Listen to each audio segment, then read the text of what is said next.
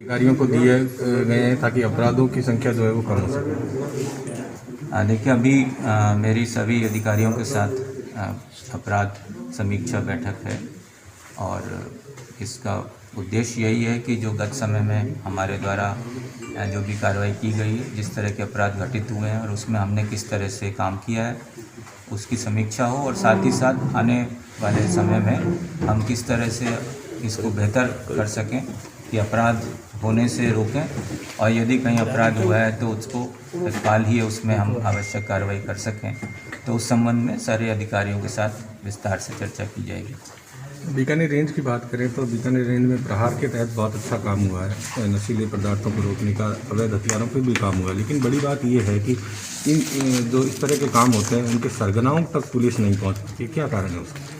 देखिए संगठित अपराध ही इसीलिए हम कहते हैं ऑर्गेनाइज क्राइम स्पेशल तरह के अपराध हैं जिनमें और अधिक एफर्ट्स की ज़रूरत होती है। तो आपने खुद कहा कि काम तो बहुत हो रहा है,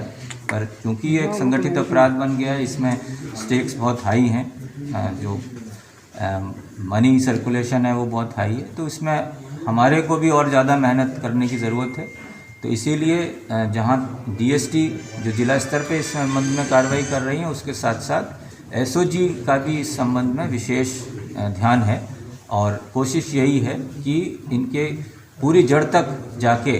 प्रभावी कार्रवाई की जाए ताकि भविष्य में इन पे बेहतर अंकुश लग सके। तो आपको नहीं लगता सर, जिस तरह से जो संगठित अपराध है वो जेलों से ज़्यादा ऑपरेट हो रहा है, रंगदारी की बातें हों, चाहे ऐसे कई मुकदमे आ गए हैं जिनमें वर्चुअल कॉलिंग का खूब यूज़ हो रहा है और जेलों से बैठे अपराधी जो हैं वो धमका रहे हैं लोगों, तो जेल के लेवल पे भी इस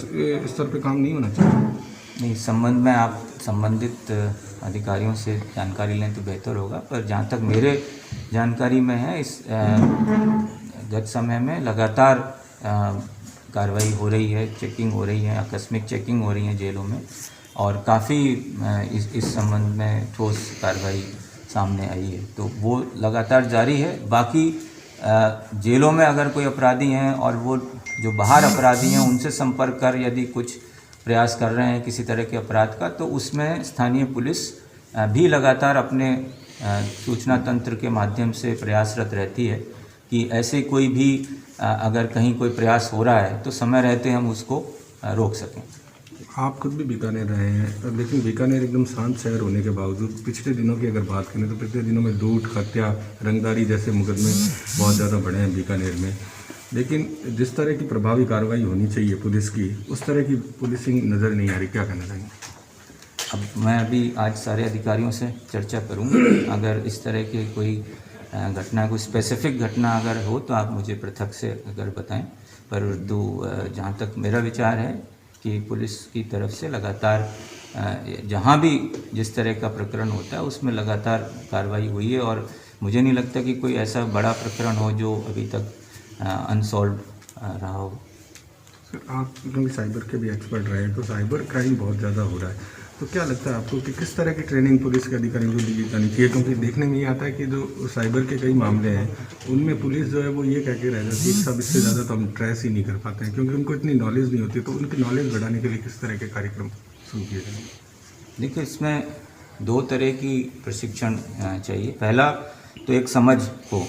कि हर थाने में कुछ लोग ऐसे हों जिनको अगर उनके पास कोई रिपोर्ट लेके आए कि मेरे साथ इस तरह का अपराध घटित हुआ है, चाहे वो क्रेडिट कार्ड का है, डेबिट कार्ड का है या ऑनलाइन अकाउंट से कुछ पैसे का है, तो उसको समझ तो हो पहले थाने में जिसके पास आए रिपोर्ट कि मैं इस तरह का अपराध होता है और इस तरह के अपराध होने में इसके इन्वेस्टिगेशन कैसे प्रारंभ किया जा सकता है। और दूसरा उसको ये भी मालूम हो कि इसके अपराध को डिटेक्ट करने के लिए क्या टूल्स हैं जिनको इस्तेमाल करने से हम अपराधियों तक या उनके बारे में जानकारी हासिल कर सकते हैं। और दूसरा स्तर है एक एडवांस ट्रेनिंग का, जो कि ज़रूरी नहीं है कि हर थाने में इतने एक्सपर्ट हों, पर एटलीस्ट जिला स्तर पे कुछ लोग ऐसे होने चाहिए जिनको ये जानकारी है कि अगर उनके पास कोई केस आया है उस ज़िले का तो वो उसको अंजाम तक ले जा सकें, उसकी पूरी इन्वेस्टिगेशन कर सकें। तो उस संबंध में ऑलरेडी हर रेंज मुख्यालय पे एक यूनिट बनाई जा चुकी है जिसका उद्देश्य यही है कि अपनी रेंज में जो भी साइबर क्राइम के प्रकरण हों उसमें वो उनका मार्गदर्शन करके उनको सहायता प्रदान कर सके। और तीसरा जो स्तर है वो स्टेट लेवल पे है, एसओजी, जहाँ पर इसके लिए अभी एक एसपी को भी तैनात किया गया है और वो साइबर क्राइम पे ही ज़्यादा उनको फोकस करने के लिए निर्देशित किया गया। मेरा अंतिम सवाल आपसे है कि कई मामलों में ऐसा देखने में आता है कि पुलिस की मिलीभगत के सवाल जो आरोप हैं वो लगते रहते हैं, तो इस तरह के जो अधिकारी हैं जिनकी मिलीभगत कई मामलों में होती है, तो उसके खिलाफ किस तरह की कार्रवाई की जाए? कि पुलिस कर्मियों की जहाँ भी कोई मिलीभगत या लापरवाही आती है उस बारे में तो महानिदेशक पुलिस